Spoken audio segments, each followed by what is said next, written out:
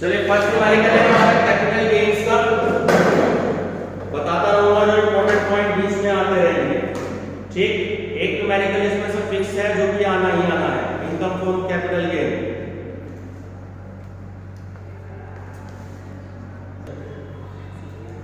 Question number 1 है हमारा capital gain का। तो अब इसमें मैं बताऊंगा क्वेश्चन को पढ़ते हुए क्या शॉर्ट टर्म होगा क्या लॉन्ग टर्म होगा, आपको क्लियर हो जाएगा। State with reasons which is short term capital gain and which is long term capital gain for the assessment year 2021-22 and how much amount will be taxable. तो 3 part आपको इसमें given है। किसी भी पार्ट का किसी भी दूसरे पार्ट से कोई रोल नहीं है, हर एक पार्ट का आंसर अलग हम कैलकुलेट करेंगे। पार्ट ए है Mrs Sheela Mittal purchase a house on May 1st May 2019 for ₹80,000 and sold on 31st August 2020 for ₹86,000। तो कल मैंने ये बताया था कि शॉर्ट टर्म कैपिटल गेन और long term capital gain 2 type के होते हैं। 36 महीने से कम का टाइम होता है तो शॉर्ट टर्म होता है सेल करने का एसेट्स को, और 36 महीने से ज्यादा का अगर टाइम होता है तो वो लॉन्ग टर्म कैपिटल गेन होता है। 3 साल की मैं बात नहीं कर रहा हूं। 3 साल इसलिए क्योंकि ईयर तो चेंज हो सकता है, लेकिन हमें मंथ के हिसाब से, वो भी डेट के हिसाब से देखना, इस बात का आपको याद रखना। ठीक है, मई 2018 भी हो सकता है तो उसके 36 महीने पूरे होंगे मई 2021 में। लेकिन अगर हम बात करें दिसंबर 2018 तो उसके जो 36 महीने पूरे होंगे वो 2021 में तो पूरे होंगे, लेकिन दिसंबर में पूरे होंगे। तो 36 महीने आपको याद रखना है, 36 मंथ्स। क्लियर है? तो अब यहां पे देखो शॉर्ट टर्म कैपिटल गेन है। क्यों? क्योंकि जो ये हाउस परचेज किया था 1 मई 2019 में परचेज किया, और जब इसको सोल्ड किया तो 31 अगस्त यानी मई जून जुलाई अगस्त 1 साल 4 महीने का डिफरेंस आया, यानी कि 16 महीने का डिफरेंस आया। ठीक है, तो आप क्या लिखेंगे? The house is sold with in 3 years. The house is sold within 3 years। ये आपको एग्जामिनर को शो करना होगा पहले, the house is sold within 3 years। ठीक है, therefore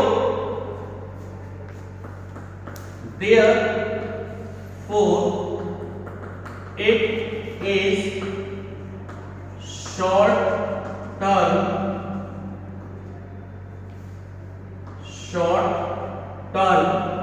कैपिटल गेन। इसलिए शॉर्ट टर्म कैपिटल गेन, ये आपको एग्जामिनर को क्लियर करना, ये बात क्लियर है।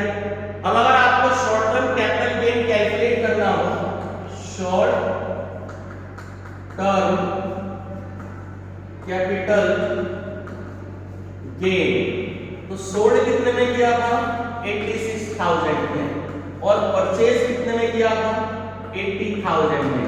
तो 6,000 जो है वो इसका आंसर है आपका। ठीक है, ध्यान रखें।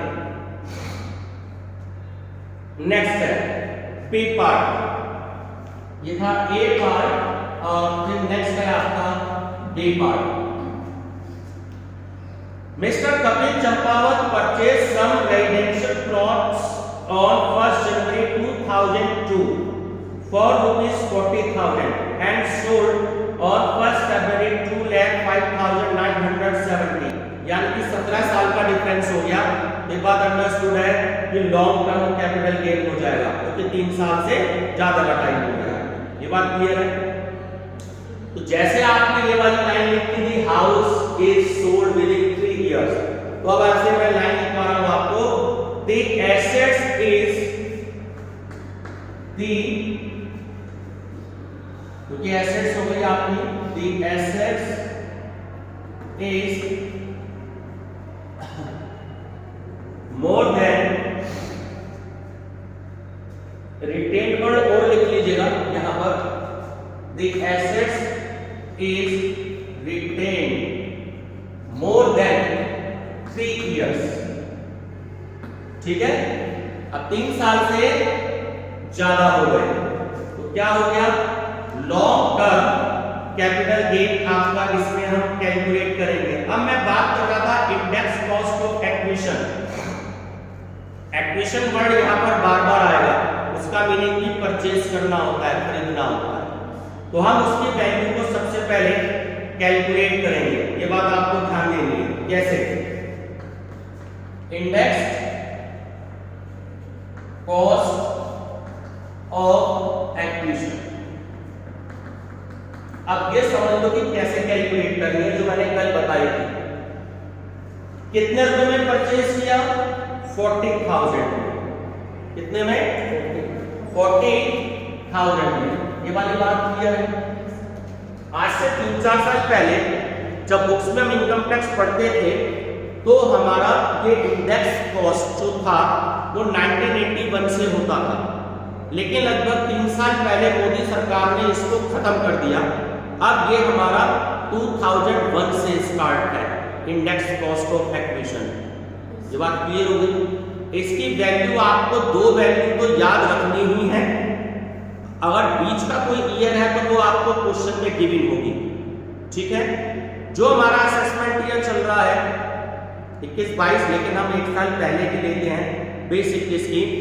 ये जो आपकी बुक है इसमें यहां से आप जब चैप्टर देखेंगे बीच में इंडेक्स कॉस्ट ऑफ एक्विजिशन की, ये एग्जाम्पल नंबर 3 से पहले दे रखी है 2001 से।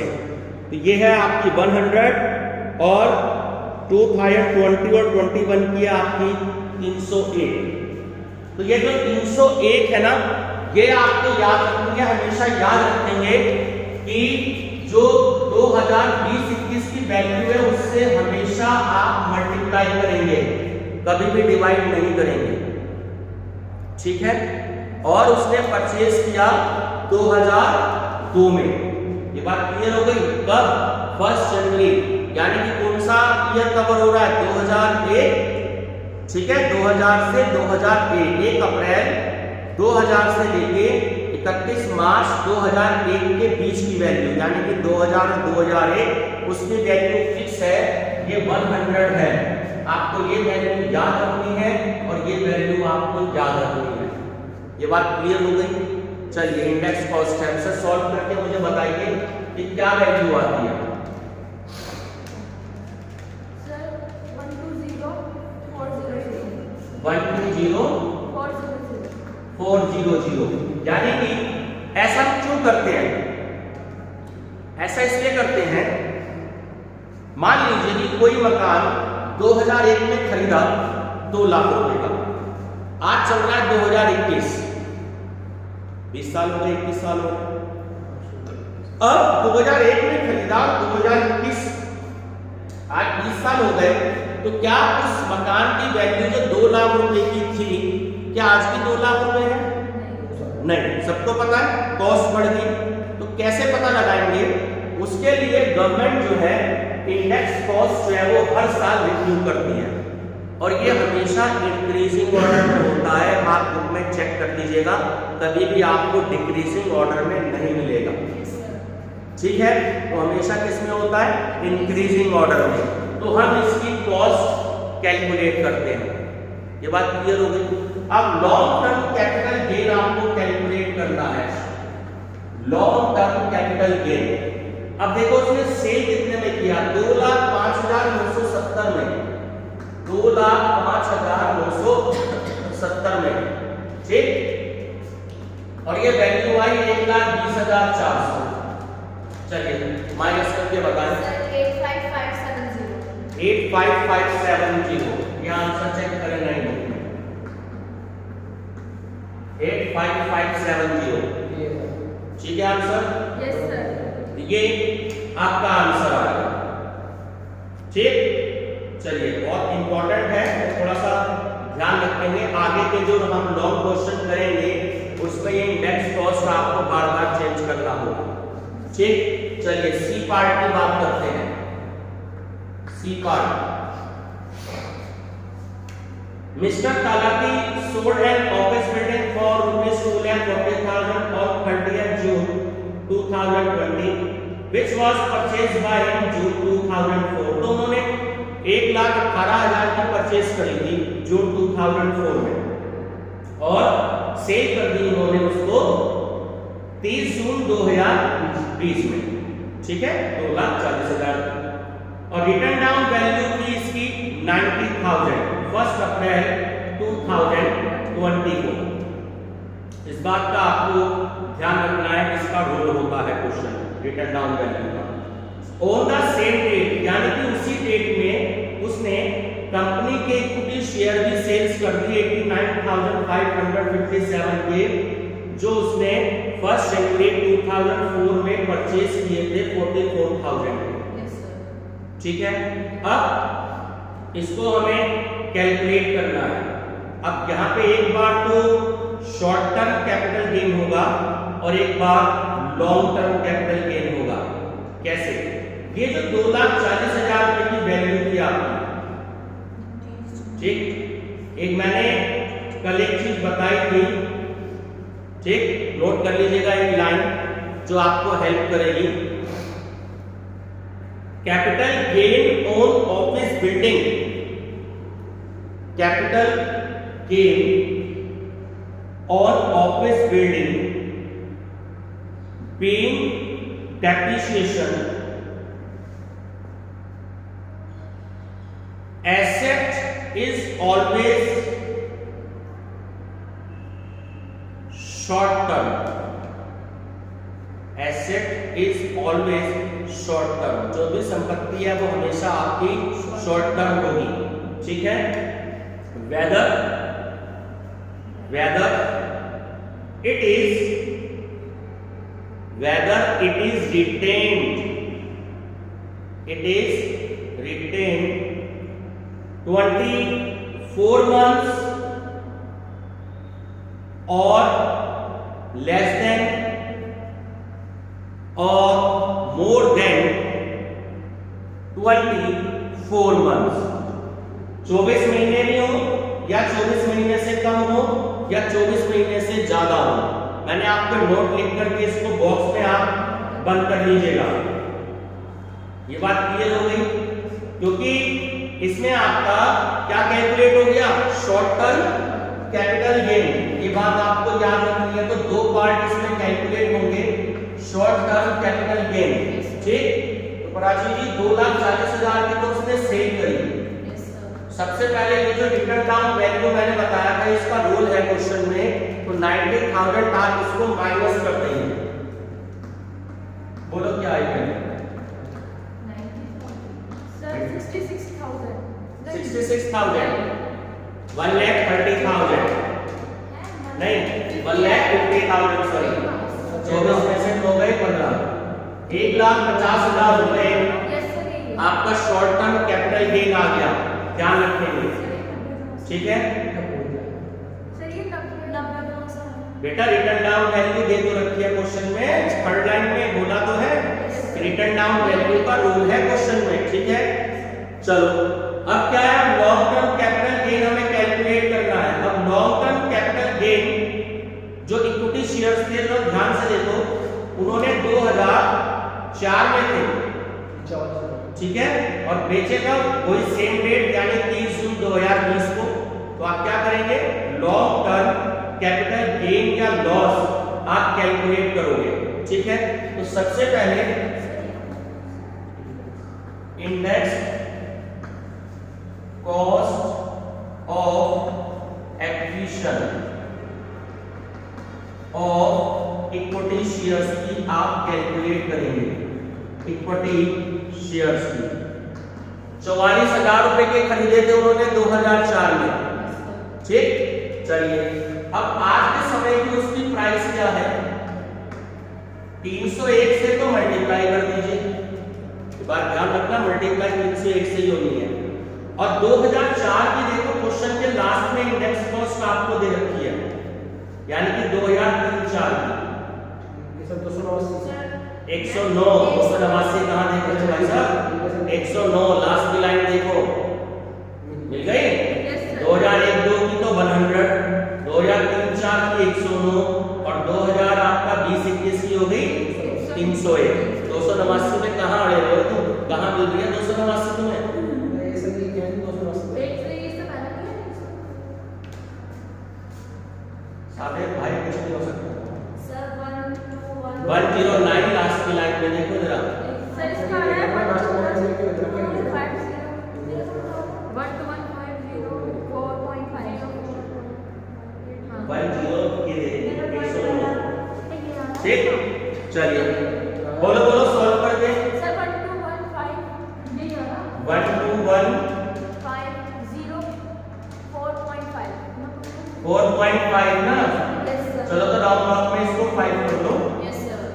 521,505।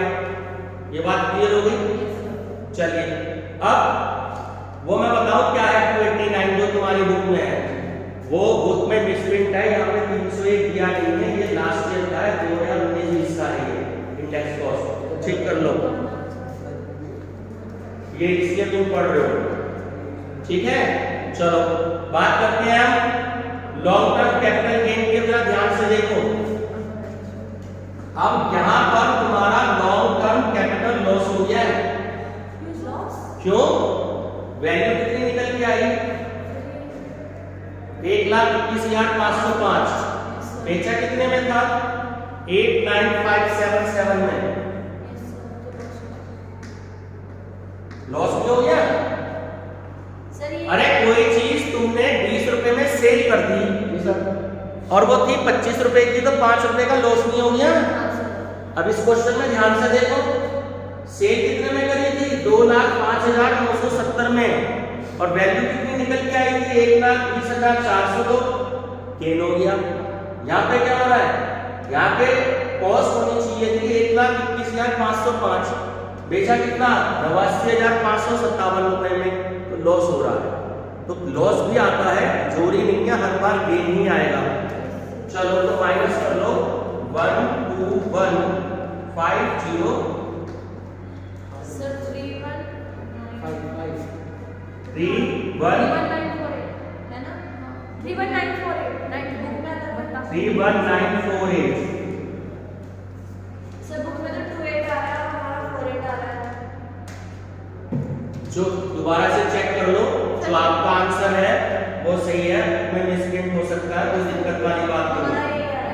89577 में से 121,505 माइनस कर लो, यही आ रहा है 31,948। बस तो ठीक कर लो, कोई बात नहीं, ये माइनस में साइन लगा दो क्योंकि ये आपका लॉस है, ठीक है।